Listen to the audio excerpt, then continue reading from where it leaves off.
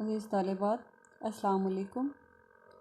اب تک کی آن لائن کلاسز میں ہم 2 چیپٹرز کمپلیٹ کر چکے ہیں سیوکس پارٹ 2 کے۔ آج ہمارا 3rd چیپٹر سٹارٹ ہوا ہے، سوشل سروسز ان پاکستان میں معاشرتی خدمات۔ اس میں سب سے پہلا جو ہمارا آج کا ٹاپک ہے وہ صحت ہے۔ بے شک صحت اللہ تعالیٰ کی طرف سے ایک تحفہ ہے، ایک نعمت ہے۔ صحت سے مراد بیماری کی عدم موجودگی۔ اگر آپ کے اندر کوئی بیماری نہیں پائی جا رہی تو اس کا مطلب ہے کہ آپ صحت مند ہیں۔ اگر ایک انسان کا جسم بیماری سے محفوظ ہے، وہ ذہنی طور پر معتدل ہے، متوازن ہے، تو اسے ہم صحت مند انسان کہتے ہیں۔ اس لیے کہا جاتا ہے کہ ایک صحت مند جسم میں صحت مند دماغ پایا جاتا ہے۔ اگر صحت مند دماغ اور جسم ایک صحت مند معاشرے کی تشکیل کرتے ہیں۔ پاکستان میں اگر صحت کو مد نظر رکھا جائے تو صحت کی صورتحال قابل رشک نہیں ہے۔ ترقی یافتہ ممالک کی نسبت پاکستان میں معیار جو ہے صحت کا وہ کافی کم ہے۔ ترقی یافتہ ممالک کا صحت کا معیار خاصا بلند ہے پاکستان کی نسبت۔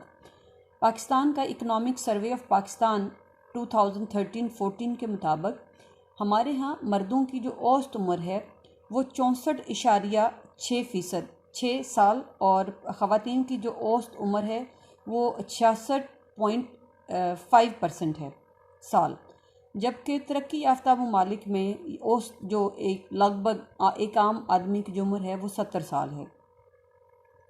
2013 اور 14 کے سروے کے مطابق پاکستان میں صحت کے شعبے میں تقریباً 89.46 ارب روپے خرچ کیے گئے، جو ہماری جی ڈی پی کا تقریباً 0.35% ہے، اور ہمارے ملک میں تقریباً 1127 افراد کے لیے ایک ڈاکٹر ہے، جبکہ 14,406 افراد کے لیے ایک ڈینٹسٹ موجود ہے۔ ہسپتال میں 1786 افراد کے لیے صرف ایک بستر کی سہولت موجود ہے۔ تو اندرونی طور پر یا بیرونی طور پر اگر ہم دیکھا جائے تو پاکستان میں صحت کافی حد تک صحت کے مسائل ہیں، صحت کا جو طبی ڈھانچہ ہے وہ اتنا مضبوط نہیں ہے۔ محکمہ صحت ہسپتالوں میں بیرونی اور اندرونی حادثاتی مریضوں کے لیے شفا بخش یا احتیاطی خدمات سر انجام دے رہا ہے۔ یہ خدمات ہسپتالوں میں، ڈسپنسریوں میں، T B clinics, rural health centres یا بیسک ہیلتھ یونٹس جو ہیں، یا مٹرنٹی یا بچوں کے جو مراکز ہے وہاں پر یہ خدمات سر انجام دی جا رہی ہیں۔ ابھی ہم دیکھتے ہیں کہ پاکستان کا طبی ڈھانچہ جو ہے وہ کیا ہے۔ سب سے پہلے ہم دیکھتے ہیں کہ پاکستان میں گاؤں کی سطح پر لیڈی ہیلتھ وزٹرز فرائض سر انجام دیتی ہیں، جو گھر گھر جاتی ہیں، خواتین اور بچوں کے صحت کے جو مسائل ہیں وہ ان کو نوٹ کرتی ہیں اور صحت کے مسائل کو حل کرنے کی کوشش کرتی ہیں۔ اس کے بعد اگلا سٹیپ ہے جی پرائمری سطح پر، بنیادی طور پر پرائمری سطح پر بیسک ہیلتھ یونٹس ہیں یا رورل ہیلتھ سینٹرز ہیں، جہاں پر بنیادی جو صحت کی سہولیات ہیں وہ پہنچائی جاتی ہیں۔ اس کے بعد ثانوی سطح پر تحصیل ہیڈ کوارٹرز ہیں ہسپتال، اور ڈسٹرکٹ ہیڈ کوارٹرز ہسپتال آتے ہیں جن کو ڈسٹرکٹ گورنمنٹ کنٹرول کرتی ہے، جبکہ ٹیچنگ ہسپتال، mental health institute, cardiology institute اور چلڈرن ہسپتال براہ راست صوبائی حکومت کے کنٹرول میں آتے ہیں۔ اب دیکھتے ہیں کہ صحت کا محکمہ صوبائی حکومت کے براہ راست کنٹرول میں آتا ہے، جس کا سربراہ وزیر صحت ہے، جبکہ سیکٹری بطور منظم اعلیٰ۔ عزیز طالبات، یہاں پر ایک دو بات قابل ذکر ہے، وہ یہ ہے کہ یہ والا کویسچن جو ہے وہ یہاں پر ایم سی کیوز کے اندر یہ کویسچن پوچھا جاتا ہے کہ صحت کے صوبائی سطح پر صحت کا سربراہ کون ہے، یا ڈسٹرکٹ لیول پر صحت کا سربراہ کون ہے۔ تو یہ جو کویسچن ہے یہ اہم ہے، یہاں پر اس کی ڈیٹیل جو ہے وہ اس کو یاد رکھیں آپ۔ جیسے میں نے کہا کہ صحت کا محکمہ صوبائی حکومت کے انڈر آتا ہے جس کا سربراہ وزیر صحت ہے، جبکہ سیکٹری بطور منظم اعلیٰ کنٹرولر کے طور پر کام کرتا ہے، جبکہ وزیر صحت صوبائی کابینہ کے ساتھ مل کر صوبے بھر کے لیے صحت کی پالیسیاں طے کرتا ہے، جبکہ سیکٹری سمیت سارا عملہ ان پالیسیوں پر عمل درآمد کرواتا ہے۔ اس کے نیچے ڈائریکٹر جنرل ہیلتھ سروسز آتا ہے، جس کا کام صوبے میں ترقیاتی اور احتیاطی علاج اور شفا بخش خدمات سر انجام دینا ہوتا ہے۔ اچھا جی، اب آتا ہے ڈسٹرکٹ گورنمنٹ۔ ہر ضلع میں ایک ڈی سی او ہوتا ہے جسے ہم ضلعی رابطہ افسر کہتے ہیں۔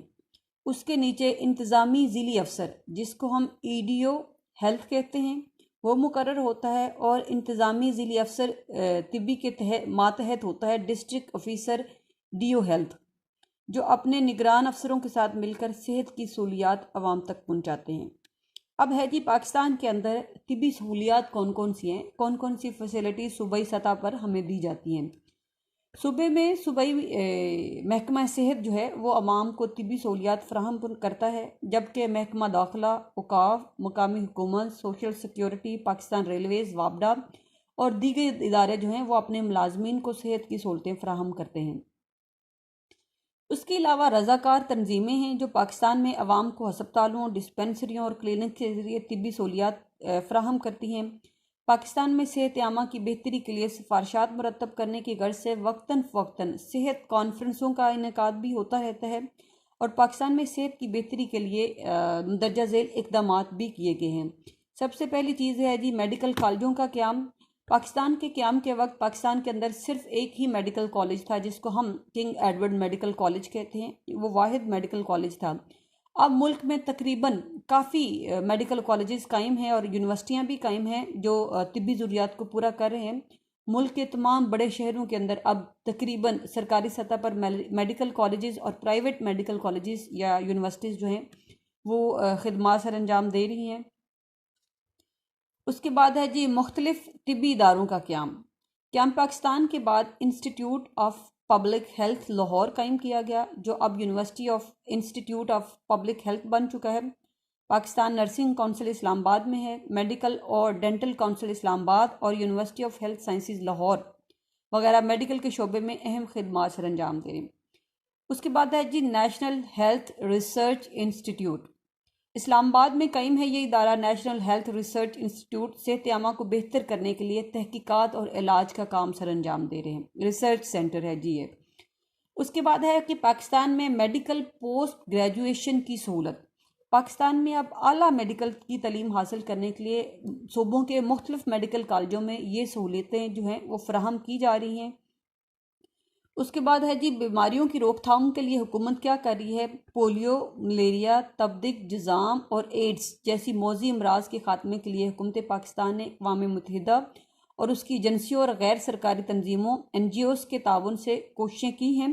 پاکستان میں پولیو کے خاتمے کے لیے مہم جاری ہے، ملیریا اور تبدق کے انسداد کے لیے پروگرام جاری ہے، جلد کے موذی امراض جیسے جذام کو کنٹرول کرنے کے لیے کراچی سمیت ملک میں تقریباً 150 سے زائد سینٹرز قائم کیے گئے ہیں جہاں مریضوں کا علاج کیا جاتا ہے۔ ایڈز اور دوسری بیماریوں کے پھیلاؤ کو روکنے کے لیے حکومت نے خاصا بندوبست کر رکھا ہے۔ اچھا جی، اس کے بعد ہے ہیڈ کوارٹر ہسپتالوں کی ترقی۔ تحصیل ہیڈ کوارٹر ہسپتال اور ضلعی ہیڈ کوارٹر ہسپتال ثانوی درجے کے ہسپتال ہیں، جس کی اپ گریڈیشن کی گئی ہے تاکہ وہ اپنے معیار کو بلند کر سکیں اور لوگوں کو بہتر طبی سہولیات فراہم کر سکیں۔ اس کے بعد ہے حادثاتی طبی خدمات۔ پاکستان کے تمام ہسپتالوں میں ایمرجنسی کی سہولت موجود ہے۔ حادثاتی طبی خدمات فراہم کی جاتی ہیں کیونکہ حادثات جان لیوا ثابت ہوتے ہیں اور مریضوں کو بروقت طبی سہولیات کی ضرورت ہوتی ہے، اور ان سہولیات کی وجہ سے ہی مریضوں کی بروقت جان بچائی جا سکتی ہے۔ اس کے بعد ہے جی تدریسی ہسپتالوں میں کمپیوٹر کا بندوبست۔ تمام ڈسٹرکٹ ہیلتھ آفیسرز کو کمپیوٹر کی سہولیات مہیا کی گئی ہیں، مریضوں کے بروقت ریکارڈ حاصل کرنے میں آسانی پیدا ہو گئی ہے۔ اس کے بعد ہے جی مخصوص ہسپتال۔ پاکستان کے مختلف شہروں کے اندر دل کے امراض، برن یونٹ، زچہ بچہ کی بہبود کے ہسپتال بھی پاکستان کے بڑے بڑے شہروں میں قائم ہیں، جو مریضوں کو بروقت طبی سہولیات فراہم کرنے اور ان کی زندگیاں بچانے میں ہر وقت کوشش میں مصروف ہیں۔ اس کے بعد ہے جی نیوٹریشن انویسٹیگیشن سینٹرز۔ پاکستان میں غذائیت کی تحقیق کے لیے اسلام آباد میں ایک ڈائریکٹریٹ کا قیام عمل میں لایا گیا ہے۔ اس طرح کی تحقیق کے لیے institute of public health Lahore میں بھی کام جاری ہے۔ اسلام آباد کا غذائیت کا قومی ادارہ عالمی ادارہ صحت کے تعاون سے قائم ہوا اور کراچی میں ناقص غذا پر کنٹرول کرنے کی کوشش کی جا رہی ہے۔ تو یہ ہمارا جو ہے وہ پورا پاکستان کا طبی ڈھانچہ ہے صوبائی سطح پر جو خدمات سر انجام دے رہا ہے۔ تو عزیز طالبات، ترقی یافتہ ممالک کی نسبت ہم چونکہ انڈر ڈیولپنگ سٹیٹس میں آتے ہیں، تو اگر ہم ماضی کی بات کریں تو اس کی نسبت آج کا جو ہمارا صحت کا معیار ہے وہ بہت بہتر ہے۔ اگر ہم 15-20 سال پیچھے جاتے ہیں تو زچگی کے دوران بے شمار اموات جو ہے وہ پاکستان میں ہوتی تھیں، اب اس کے اوپر کافی حد تک کنٹرول کر لیا گیا ہے۔ اس کے علاوہ پاکستان کے تمام سرکاری ہسپتالوں کے اندر جو ایمرجنسی کی سہولت رکھی گئی ہے، اس کے علاوہ جو ہڈی یا جو ٹراما سینٹرز ہیں وہ قائم کیے گئے ہیں۔ برن یونٹ الگ سے ہر ہسپتال کے اندر، خاص طور پر ضلع کی سطح کے اندر ایک چلڈرن وارڈ بھی رکھا گیا اور ایک برن یونٹ بھی رکھا گیا ہے۔ تو بہترین لیول پر حکومت کی طرف سے کوشش کی جا رہی ہے۔ اس کے علاوہ تمام جو گورنمنٹ کے انڈر کام کرنے والے ادارے ہیں وہاں پر مفت صحت کی سہولیات پہنچائی جا رہی ہیں، جس میں ادویات بھی ہیں یا دیگر طبی جو سہولیات جو ریکوائرڈ ہوتی ہیں سرکاری ہسپتال کے اندر وہ بھی ہیں۔